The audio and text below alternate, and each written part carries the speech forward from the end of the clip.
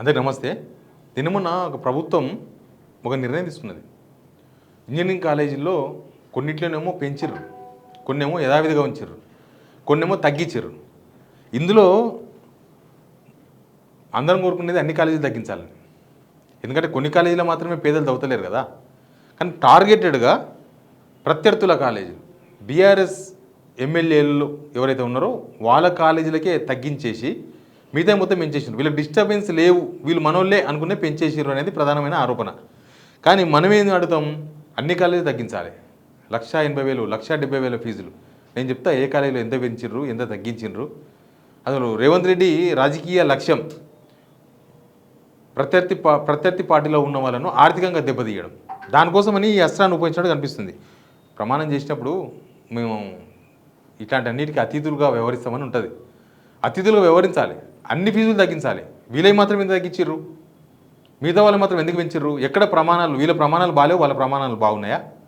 అన్ని కాలేజీలు అట్లే ఏడ్చినాయి కదా. కొద్దిగా అటో ఇటో, ఎడమ కన్ను ఒకటి, కుడి కన్ను ఒకటి, అంతే కదా. సరే, నేను ఆ విషయాలని మాట్లాడదాం. అంతకన్నా ముందు షేర్ చేయండి, సబ్స్క్రైబ్ చేసుకోవడం మర్చిపోవద్దు. మీరు సబ్స్క్రైబ్ చేసుకుంటేనే ఇంకో నలుగురికి వార్త రీచ్ అవుతుంది. ఇక కాలేజీ ఫీజులో రాజకీయం అని పెట్టాను నేను. రాజకీయం ఎంత ఉంది అని చెప్పే ప్రయత్నమే నేను. మొత్తం 157 కాలేజీలు ఉన్నాయి, ప్రైవేట్ ఇంజనీరింగ్ కాలేజీలు ఉంటే దానిలో 63 కాలేజీల ఫీజు పెంచారట. 63 కాలేజీలు అంటే అక్కడ బాగా డబ్బులను చదువుతారన్న ఉద్దేశమా, లేకపోతే బాగా చదువు చెప్తారన్న ఉద్దేశమా, లేకపోతే మాకు బాగా సహకరిస్తారు, మాకు ఆల్రెడీ ఏమన్నా జరిగిందా, ట్రాన్సాక్షన్ జరిగిందా? 19 కాలేజీలో ఫీజులు తగ్గించారు. ఈ 19 కాలేజీలు ఆల్మోస్ట్ బీఆర్ఎస్కు సంబంధించిన వాళ్ళే ఉన్నాయి దీనిలో. అది ఇక్కడ అనుమానం. నల్లమల్లారెడ్డి ఇంజనీరింగ్ కాలేజ్, ఇది ఈటెల రాజేందర్ వల్ల వియ్యంకుడు కాలేజ్. తర్వాత అనురాగ్ గ్రూప్ మొత్తం అంటే ఇది పల్లా రాజేష్ రెడ్డి వాళ్ళది.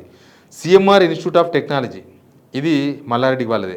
సిఎంఆర్ టెక్నికల్ క్యాంపస్, ఇది మల్లారెడ్డి వాళ్ళదే. CMR college of engineering and technology, ఇది మల్లారెడ్డి వాళ్ళదే. Mallareddy engineering college for womens, ఇది కూడా వాళ్ళదే. Arjun college of technology and science, ఇది కూడా వీళ్ళ టేక్ ఓవర్ అండి. Vidya Jyothi institute of technology, Palla Rajeshwara రెడ్డిది. ఇక మర్రి లక్ష్మణ్ రెడ్డి కాలేజ్, ఇది మల్కాజ్గిరి ఎమ్మెల్యే మర్రి రాజశేఖర రెడ్డి వాళ్ళది. మొత్తం వీళ్ళ అన్ని ఏం చూసినా కూడా సెయింట్ మార్టిన్ కాలేజ్ ఆఫ్ ఇది కూడా వీళ్ళకి సంబంధించింది. సీఎం ఇంజనీరింగ్ కాలేజీలో ఉద్దేశపూర్వకంగా ఫీజులు తగ్గించారు అనేది ప్రధానమైన ఆరోపణ. 19 కాలేజీలో ఫీజులు తగ్గిస్తే 15 కాలేజీలు వీలయ్యే ఉన్నాయి. బీఆర్ఎస్కి సంబంధించిన వాళ్ళే ఉన్నాయి. ఒకటి ఈటెల వాళ్ళ రిలేటెడ్ ఒక కాలేజ్ ఉంది, ఇంకా 2-3 మరి వాళ్ళ ఇంకా ఎవరున్నారో తెలియదు. ఆ కాలేజీలో కూడా తగ్గించేసారు. మొత్తం కలిసి 19 కాలేజీలు అయినాయి. అయితే తగ్గించరు, ఓకే, మీరు ఏం లెక్క చేసి తగ్గించరు, మంచిదే. తగ్గిస్తే పేద ప్రజలకు ఇంకా మేలు జరుగుతుంది. కానీ మిగతా వాళ్ళకి ఎందుకు పెంచారు? ఆ పెంచిన కాలేజీలు కూడా చెప్తా. ఆ పెంచిన కాలేజీలో ఉన్నదేందో వీళ్ళ దగ్గర లేనిదేందో చూడండి ఒకసారి మీరు. అక్కడ కూడా తగ్గించాలి. ఎందుకు తగ్గించొద్దు? రాష్ట్ర వ్యాప్తంగా, రాష్ట్రంలో అత్యధికంగా సిబిఐటి 1,83,000 కాలేజీ అంట.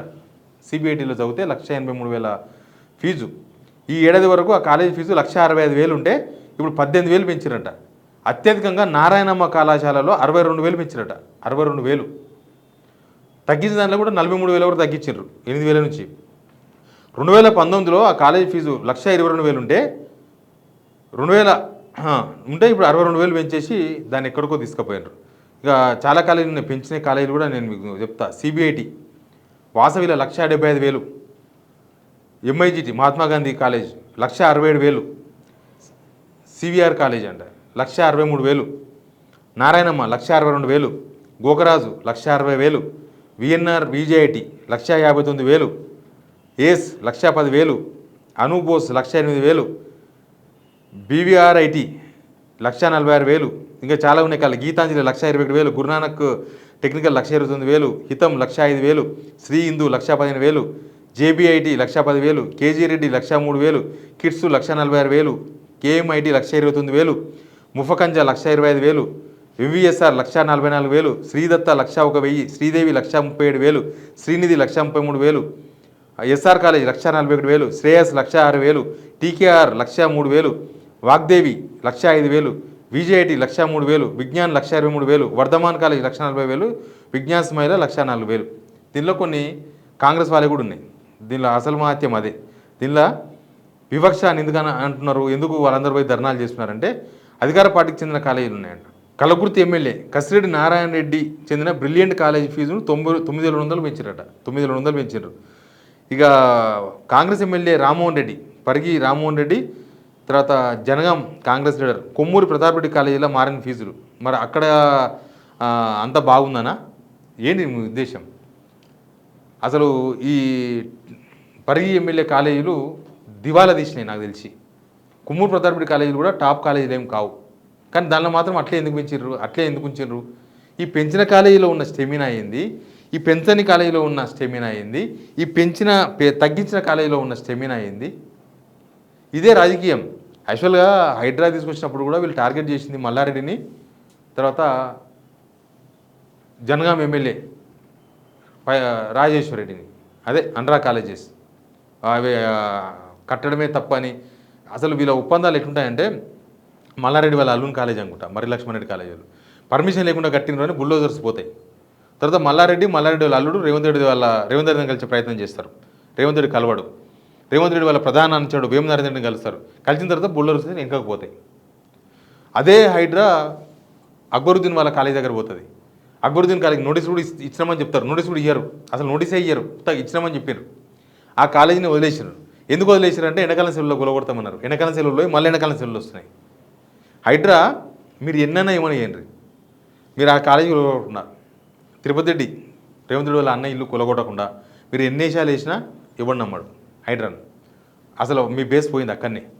ఈ గవర్నమెంట్ కూడా పక్షపాతంగా వ్యవహరిస్తున్నది.